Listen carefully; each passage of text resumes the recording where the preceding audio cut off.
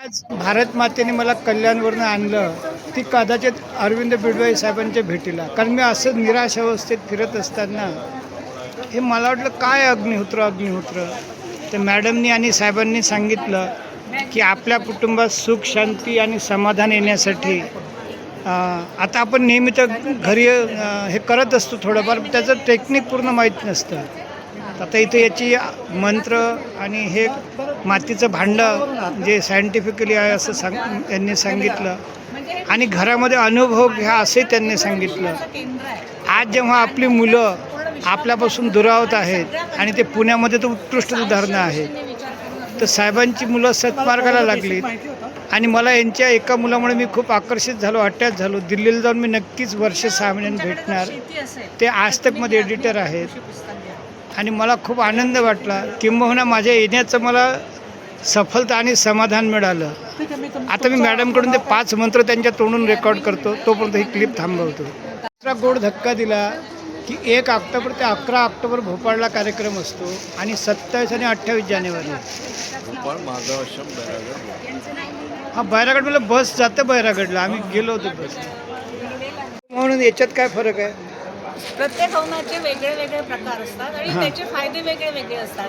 अग्निहोत्र पर्यावरण शुद्धीसाठी हा एकमेव इलाज आहे. वेदांमध्ये सांगितलेलं माणसाचं पहिलं कर्तव्य आहे. त्याचे 5 नियम आणि हे नित्य आहे. म्हणजे सूर्योदय आणि सूर्यास्त तर प्रत्येक ठिकाणी होतच राहतो. म्हणजे सृष्टीमध्ये प्रत्येक वेळेस कुठे ना कुठे अग्निहोत्राची आहुती होते, म्हणून याला नित्य अग्निहोत्र म्हणतात. याला पूर्णाहुती नाही. आणि याच्यात 5 नियम आहे. अग्निहोत्राचे 5 नियम आहे. याच्यात तांब्याचं किंवा मातीचं अग्निहोत्राचं पात्र लागतं. हे पूर्ण कॅल्क्युलेट पात्र असतं, पिरॅमिड आकाराचं आहे. दुसरा नियम आहे गाईच्या शेणाच्या गौऱ्या. याच्यात इंडोल फेनॉल मेन्थॉल हे रासायनिक तत्व असतात जे वायुमंडळ शुद्धीचं कार्य करतात. तिसरा नियम आहे अक्षत तांदळ आणि चौथा नियम अक्षत तांदळाला 2 थेंब गाईचं तूप लावून 2 मंत्रांची आहुती द्यायची आहे. आणि सगळ्यात महत्त्वपूर्ण याचा नियम आहे सूर्योदय आणि सूर्यास्ताचा संधिकाळ.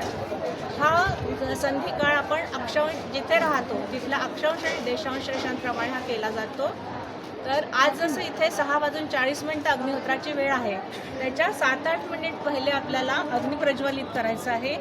अग्नी आपल्याला कापूर किंवा गाईच्या तुपाने भिजलेल्या फुलवातीनेच करायचं आहे.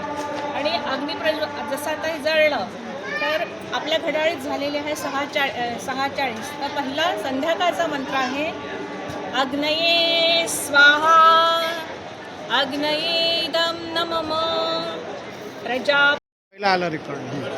प्रजापतये स्वाहा प्रजापतये इदं नमः. हा संध्याकाळचा मंत्र झाला. हीच क्रिया आपल्याला सकाळी करायची आहे. सूर्योदयाला करायची आहे. सूर्योदयाला म्हणायचं आहे सूर्याय स्वाहा सूर्याय इदं नमः. हे म्हणून तांदूळ जळेपर्यंत 2 चुटकी तांदूळ जळायला जितका वेळ लागतो तितका वेळ आपण शांत बसून ज्या आपण ईश्वर शक्तीला मानतो त्याचं स्मरण करायचं आहे आणि दीर्घ श्वसन करायचं आहे. याच्यातून जे गॅसेस निघतात ते 8000 घनफुटाचं वातावरण आपल्या घराचं शुद्ध करतात आणि ते निश्चित वेळेवरच निघतात. त्याला आपण दुसऱ्या वेळेवर करू शकत नाही. नागा झाला तरी म्हणजे जसं आपण रोज दूध पितो किंवा टॉनिक घेतो, एक दिवस घेतलं नाही तर त्याचा काही फरक पडत नाही. पण आपल्या जीवनामध्ये हा रेग्युलर करायचा नियम आहे. जितकं तुम्ही चांगल्या तऱ्हेने कराल तितकं आपल्याला त्याचा फायदा होतो. माझी मुलगीच वास्तुशास्त्रज्ञ आहे, त्यामुळे तिला बरंचसं यातलं माहीत आहे. उलट तिला आनंद वाटेल आणि मी बैरागडला हमखास सतत कनेक्टेड राहील. ओके, धन्यवाद मॅडम.